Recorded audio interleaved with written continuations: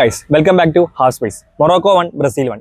ഈ സ്കോർ കാണുന്ന പോലെ ഒരു ഈക്വൽ മാച്ച് അല്ലായിരുന്നു നടന്നത്. മൊറോക്കോ ഡൊമിനേറ്റ് ബ്രസീലിന് എവരി ഫീൽഡ്. ഇന്നലെ 24 മിനിറ്റിലാണ് മൊറോക്കോ ആദ്യത്തെ ഗോൾ അടിക്കുന്നത്. ബ്രാഹിം ഡയാസിന്റെ ഒരു ബ്രില്യൻ പാസിൽ നിന്ന് ഇസ്മായിൽ സൈബാരിയാണ് മൊറോക്കോയ്ക്ക് വേണ്ടി ആദ്യം സ്കോർ ചെയ്യുന്നത്.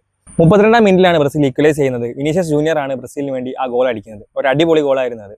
അപ്പോൾ ഫസ്റ്റ് ഹാഫിൽ 1-1 ആയിരുന്നു സ്കോർ ലൈനെങ്കിലും മിക്കവാറും സമയത്തും കളി കൺട്രോൾ ചെയ്തുകൊണ്ടിരുന്നത് മൊറോക്കോ ആയിരുന്നു. അപ്പോൾ മിഡ്ഫീൽഡ് ഡൊമിനൻസ് കാണിക്കാൻ വേണ്ടി ബ്രസീൽ ഭയങ്കരമായിട്ട് ബുദ്ധിമുട്ട് നമ്മൾ കണ്ടു. ബ്രൂണോ ഗൊമേറസും കസമീറോ ഉണ്ടായിട്ട് പോലും മൊറോക്കോന്റെ ഒരു മിഡ്ഫീൽഡ് കംപ്ലീറ്റ് ഡൊമിനേറ്റ് ചെയ്യുന്നതാണ് നമ്മൾ കണ്ടത്. സെക്കൻഡ് ഹാഫിൽ മൊറോക്കോ കുറച്ചും കൂടി കോമ്പാക്ട് ആയിട്ട് ഡിഫെൻഡ് ചെയ്യുന്നതാണ് നമ്മൾ കണ്ടത്.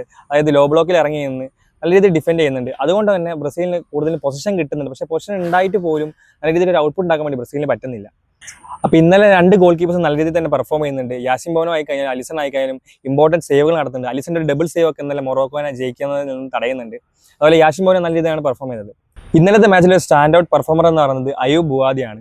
അപ്പം 18 വയസ്സുള്ള ചെക്കനാണ്. ബ്രൂണോ ഗൊമേറസും അതേപോലെ കസമീറോ അടങ്ങുന്ന ബ്രസീൽ മിഡ്ഫീൽഡർ അത് അത്ര എക്സ്പീരിയൻസ് അല്ല. കസമീറോ ആയിക്കഴിഞ്ഞാലും ബ്രൂണോ ഗൊമേറസ് ആയിക്കഴിഞ്ഞാലും അത്ര എക്സ്പീരിയൻസ് ഉള്ള പ്ലേയേഴ്സ് ആണ്. അപ്പോൾ അത്ര എക്സ്പീരിയൻസ് ആയിട്ടുള്ള മിഡ്ഫീൽഡിനെ എതിരെ കൗണ്ടർ ചെയ്യാൻ വേണ്ടിയിട്ട് അയൂബ് ബുവാദിക്ക് പറ്റുന്നുണ്ട്.